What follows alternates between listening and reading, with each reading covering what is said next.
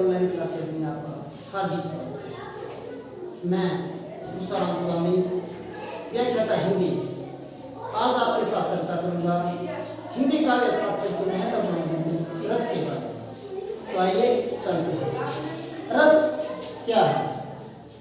किसी भी काव्य को देखने, सुनने या नाटक को देखने, सुनने या पढ़ने से प्राप्त जो आनंद है, उस आनंद को हम रस कहते हैं। यानी रस है क्या? जब भी हम कोई फिल्म देखते हैं, कविता सुनते हैं, कोई कहानी पढ़ते हैं, उस कहानी को पढ़ने से हमारे मन में जो आनंद उत्पन्न होता है, हम उसमें डूब जाते हैं। सुख, दुख, हंसी, उस आनंद को रस कहते हैं। रस के अवयव कितने हैं, भाव कितने हैं, तत्व कितने हैं? तो रस के 4 अंग हैं: विभाव, अनुभाव, स्थायी भाव और व्यभिचारी भाव। व्यभिचारी भाव को संचारी भाव भी कहा जाता है।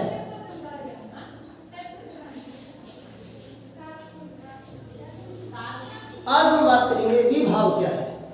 रस की उत्पत्ति के कारण को विभाव कहते हैं, यानी वह कारण जिसके कारण रस उत्पन्न होता है, वह साधन, वह वस्तु जिसको देखकर हमारे मन में रस उत्पन्न हो, उसे हम विभाव कहते हैं। जैसे कोई फिल्म देखे तो फिल्म को देखकर हमारे मन में जो आनंद उत्पन्न हो, उसका जो पात्र है, उस पात्र को देखकर हमारे मन में, यदि हम रामलीला देख रहे हैं, राम को देखकर हमारे मन में साहस, भक्ति उत्पन्न हो, तो राम क्या है? विभाव है। उसी प्रकार से यदि मान लो राम को देखा, वो सीता को हरकर लेकर जा रहा है, हमारे मन में क्रोध उत्पन्न हुआ, तो रावण क्या है? आलंबन, विभाव है।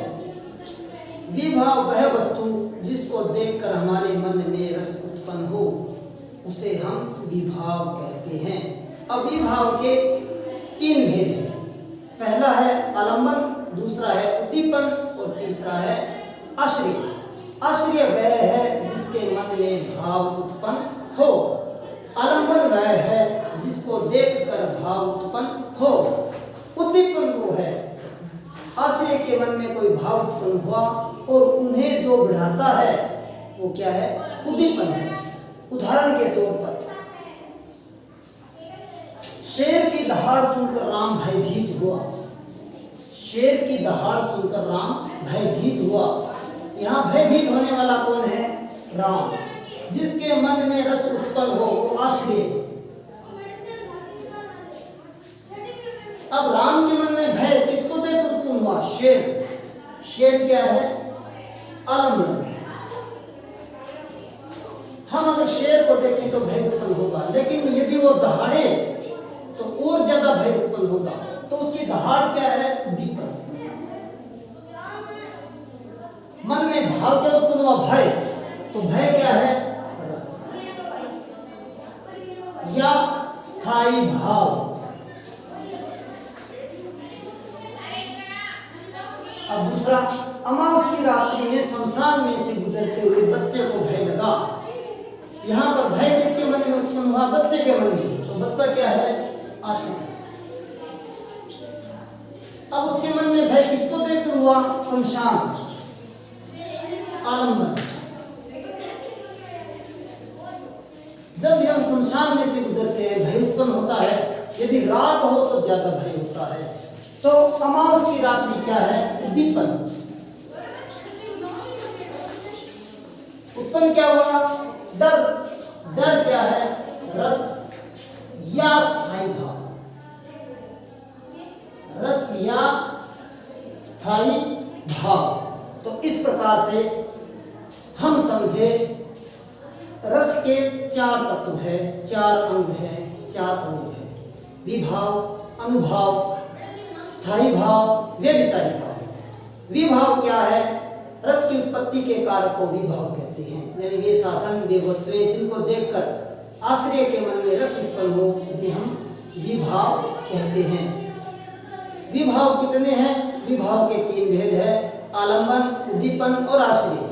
आलंबन, जिसे देखकर आश्रय के मन में रस उद्बुद्ध हो। उद्दीपन, ये रस को बढ़ाते हैं।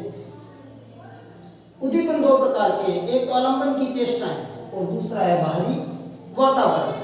जैसे यदि हम देखें किसी माँ लक्ष्मी को देखते हैं, माँ लक्ष्मी को देखकर हमारे मन में भक्ति उत्पन्न होती है, लेकिन यदि माँ लक्ष्मी चलती हुई आ रही हैं, उनके मुख पर मुस्कान है, तो हमारे मन में और ज्यादा आनंद और भक्ति उत्पन्न होगी। तो वो मुस्कान क्या है? उद्दीपन है। यदि माँ लक्ष्मी के आसपास फूल खिले हुए हैं, वातावरण बहुत ही मनोरंजक है, तो हमारे मन में और भक्ति उत्पन्न होगी। ये भावना तो उद्दीपन दो प्रकार के होते हैं, एक तो आलम्बन की चेष्टाएं और एक बाहरी वातावरण। जैसे शेर की दहाड़ आलम्बन की चेष्टा है और अमावस्या की रात्रि बाहरी वातावरण है। मान लो बसंत ऋतु है, ठंडी ठंडी हवा बह रही है और रामचंद्र जी वो सीता को देखते हैं, तो सीता को देखते ही राम के मन में प्रेम उत्पन्न हुआ। तो सीता क्या है? आलम्बन, सीता की मुस्कान, उद्दीपन, उसकी चेष्टाएं हैं। और आसपास जो फूल खिले हुए हैं वो भी उद्दीपन क्या है? बाहरी वातावरण है। तो इस प्रकार से विभाव आपके स्पष्ट हो गया। आगे हम बात करेंगे अनुभव के बारे में। तब तक के लिए जय हिंद, जय भारत।